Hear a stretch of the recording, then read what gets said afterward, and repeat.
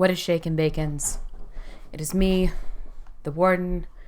I'm here by myself today. King Bacon is doing his own thing. I think he's exhausted from seeing Dune, as you can probably imagine. It was a long movie. It wasn't as long as I was expecting, but we went and saw it today.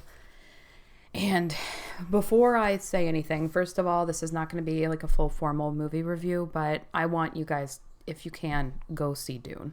If you're comfortable with the current environment, go see it. I'm going to keep this spoilers free as much as possible in the beginning. If you are a diehard Dune fan, you're going to be incredibly pleased.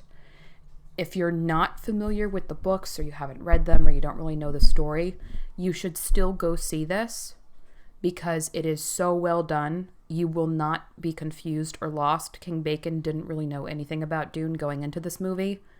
He was able to follow along everything, no issues at all. The story itself will grab you, and it is worth seeing. And if people don't go see this, they're not going to make the follow-up, and that would honestly be a travesty, because I can say unequivocally that this is the best book-to-movie adaptation that I have seen outside of Lord of the Rings. And I don't think I have seen a movie done on this scale to the level of quality this has been outside of Lord of the Rings. I am deeply blown away by this film. And you guys know I'm pretty critical. For those of you who've been following my channel for a while, you know I'm very critical of movies and books and stories. I am incredibly blown away by this. The acting was phenomenal. The only character that I thought was even marginally off was Jason Momoa. And it was from, this is not a spoiler, it is from the lines that they showed in the trailer where he kind of makes some quippy jokes. It is not it does not fit at all with the rest of the movie. And it made it feel like Aquaman was there and not Duncan, Idaho for a little tiny bit. And then it was back to being like a perfect fit throughout the movie. So acting was like second to none. The characters and the world development on point. There was just enough exposition in the beginning to really kind of gently lay the groundwork so people unfamiliar with the world would know that critical information. Like, guys, I just can't. Like, the music, phenomenal. Even the filmography, like, the shots were so artistic and so full of symbolism. I cannot get over it. And the casting was perfect. I loved that Jessica was played by someone that is not like a huge name actor. She did a great job. I do feel like her character was written to be far more weepy than in the books, in my opinion. In the words of King Bacon, it kind of made her look emotionally unstable. And I know she's weepy after there's a turning point, which I'm not going to state because of spoilers, but she's weepy like the whole way through. And then she has some very strong moments where you see what a strong character that is. But that's like my only criticism of this movie. The sandworms get a lot of screen time. The acting, bar none. Some of the actors just like steal every scene they're in. Like Oscar Isaac steals every scene he's in. It's Skarsgård, right? Plays the Baron. Stellan Skarsgård as the Baron. Just such an air of unbelievable menace and oppression he's able to put off just all of the actors, really. I cannot say, I know I keep kind of stumbling over myself. Timothy Chalamet, I'm probably saying that wrong. Amazing as Paul. He looks exactly how I imagined Paul to look when I was reading the books. This brought the world of Dune to life for me in a way I didn't think possible, especially after the original 1984 film. I cannot say enough good about this. Like, I'm not going to discuss spoilers at all. I know there are some things, like they changed one of the characters to be a female. I know there's some salty fans that are upset about that. I think it actually fits pretty well. I don't have an issue with that. It does not detract from the story at all. But this, honestly, this has been one of the best adaptations and the best and most polished films I have seen in a long time. To the point where I do not own physical copies of Dune. I only invest in physical copies of books that I feel are like worth adding to my collection. And that doesn't mean they have to be, pillars of societal literature or whatever. It just means like if I like the book enough that I think I want the physical copy, I will buy the physical copy instead of just getting the ebook. I will probably go to Barnes and Noble probably tomorrow because it's starting to get dark here already and I can't see enough to drive in the dark. It's like a thing from eye surgery. I can't drive at night. But anyway, I'll probably go tomorrow and get a physical copy of Dune because this has just made it next level for me. Definitely go see it. Okay. A little bit of spoilers now for those of you who want to kind of click away and not have this spoiled. I would highly recommend it. I'm not going to talk about it for long, or at least I'm going to try not to. So brief spoilers for people that care to. I felt like this movie ended in a very appropriate place.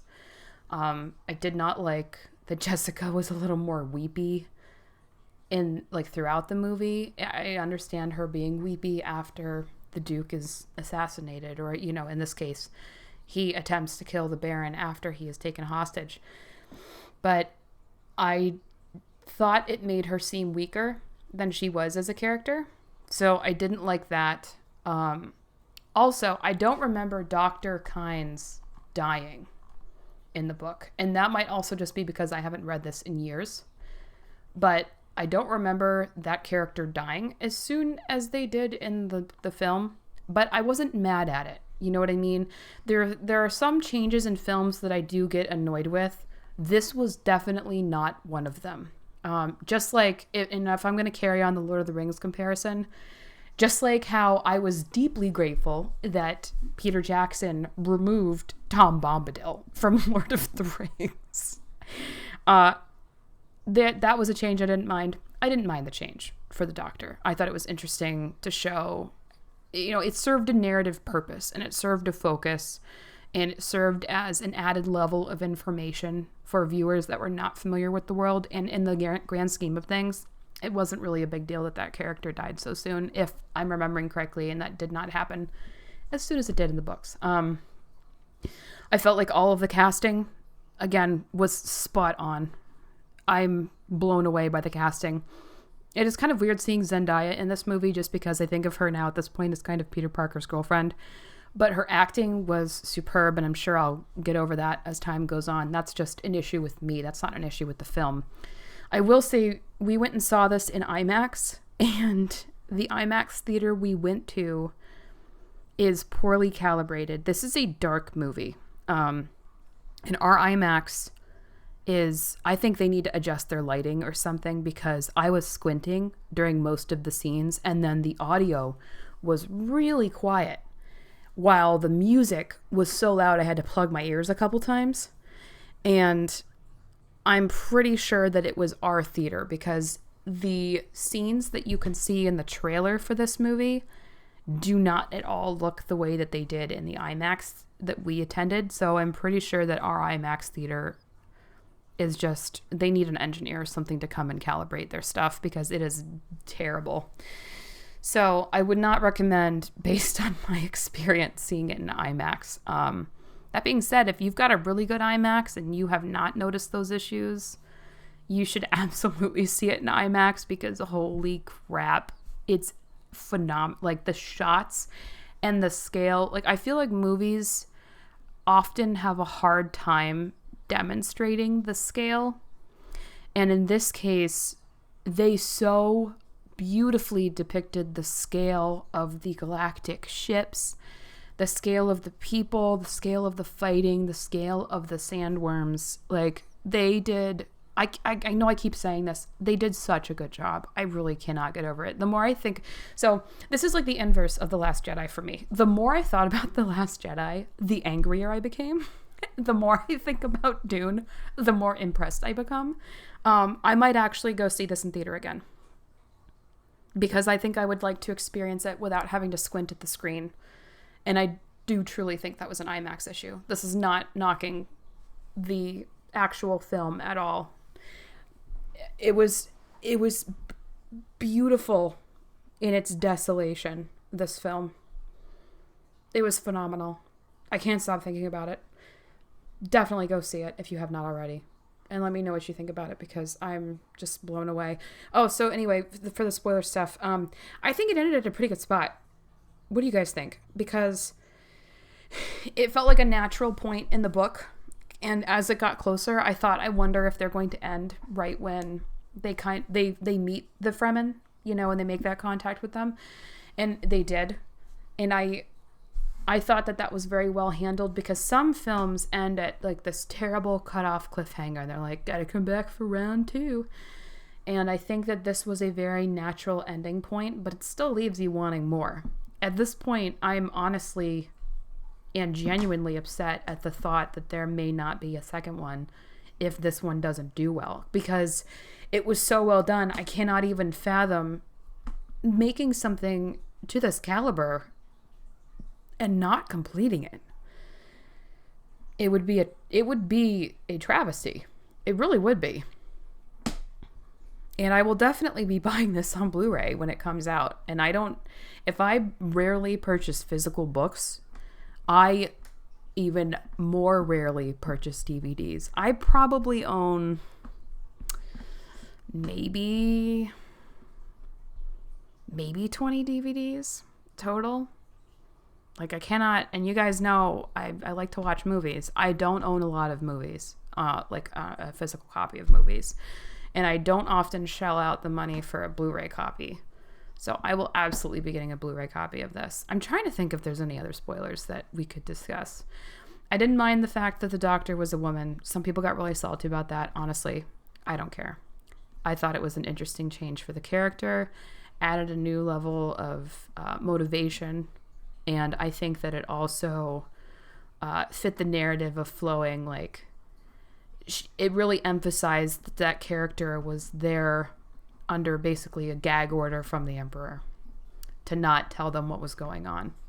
And they were not an impartial judge. And in some ways it felt fitting that she died early. And then because of that story arc with that character, you got to see how people rode the sandworms, how they were summoned, how they were kind of used as a tactic when the Fremen were under attack, that kind of thing. So I had no quibbles with that. Honestly, don't care. Everything else was so well done. It seems very petty and silly for people to get upset about that point in the grand scheme of things. So did not matter to me. Yeah. I keep thinking, and there are certain scenes and shots that I can't stop thinking about. Let me know if you guys have scenes or shots that you cannot get out of your head, because I'll share with you some of mine. Some of the shots I cannot get out of my head are the shot when the Atreides arrive at Arrakis and you see their galactic ship and you see their giant, so you've already had the scale of their I don't want to say Earth, their land, their space to land transport, giant ships get transported in this even more immense ship, and you just see, before you see the galactic transporter, you see the immense scale of the land to space craft that these people use, and there's this shot of Arrakis hanging over them, and you just feel the impression of the weight on all of their shoulders based on how the shot has been framed with the planet above, and then you've got what are just these insanely huge transport ships with all these people and soldiers, and they just look like little motes of dust, or even little motes of spice, if you will, flowing out of this giant open mouth of this galactic transport ship toward the planet. And the transport ship itself almost looks like they drew inspiration from the sandworms' gaping maws in some ways. Oh, I mean, it was just so well framed. There's another shot. It's when Paul and Jessica are running after they're attacked at the ecology place. It's just before the doctor dies. And they're running, and you see this tiny, tiny strip of brightness. And it just grows suddenly, and then you're out underneath the sun and the sky of Arrakis. And so I keep thinking about how that shot was framed and how well done that was. And there are other things I can't stop thinking about, like the scene where Duke Leto tries to kill the Baron after he's captured. That entire scene is so well done. That death scene, how oppressive and menacing the Baron is, just with his bulk floating over people to gloat over the conquest of his enemies. Like, that scene's wild. And there's like other scene, like the Bene Gesserit scenes. First, like the costuming, amazing. They look so imposing. It's so feudal. Like, it really it served to emphasize the feudal nature of that society, even though it was so far in the future. And it was so imposing. But then there's the scene where the Bene Gesserit are talking to the Baron Harkonnen, when you kind of find out that the Emperor... It's when you absolutely find out that the Emperor is trying to kill off the Atreides family. And they've got one of those weird spider creatures. And you're looking at it, you're like, oh, that kind of looks like a spider or an ant. And then the Bene Gesserit sends it away. And you notice it's walking away on human hands. And it's just so black and disgusting and servile that it really makes you see there are layers to how horrible the Harkonnens are. Like this, I don't often feel like there's a bunch of symbology that's given any kind of thought in a film. There really was in Dune. Like, not just what they plucked out of the book, but the director made a really, really strong film that pulled those messages and then translated them visually for an audience. And an audience who probably a large percentage has never read the book or was unfamiliar with the story. It was just, this movie is going to be a classic. I think I have full confidence in saying that. I have not been this blown away by a film since Lord of the Rings. And that was a heckin' long time ago. Like, I'm just blown away. So yeah, that's my thoughts on Dune, guys. Sorry if I just kept rambling and repeating myself. I just can't get over how good this was. I highly, highly recommend it. I'm going to buy it as soon as it comes out. I'm probably going to go see it in theaters again. Let me know what you thought of it. I have not forgotten about KOTOR. I'm so sorry, by the way, if you've made it this far. Thank you, first of all, for listening this long. But my new job's starting to ramp up a lot. So I've had some really late nights the last 3 weeks. So I'm sorry I haven't been able to update more frequently, but I appreciate that you guys are understanding. And I actually sometimes go back and reread your comments when I first did my, hey, I'm coming back, sort of, kind of. Please forgive me for not being able to be consistent, the first kind of Warden cast, because your comments have made me feel so grateful. And I appreciate that you guys are patient with me and that you understand that it's not that I don't want to upload. It's that sometimes, my day ends at 8 p.m. and I just have no mental brain power to do anything. So I appreciate that you guys hang around and like to listen to me ramble. I think that's all I've got for now. I hope you guys are doing really well. I hope you're being safe. Go see Dune. It's so, so good. Okay, bye, big